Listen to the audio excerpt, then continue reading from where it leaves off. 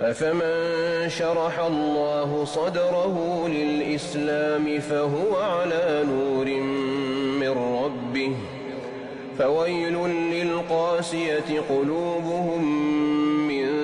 ذكر الله أولئك في ضلال مبين. الله نزل أحسن الحديث كتابا متشابها مثانية تقشعر منه جلود الذين يخشون ربهم ثم تلين جلودهم وقلوبهم إلى ذكر الله ذلك هدى الله يهدي به من يشاء ومن يضلل الله فما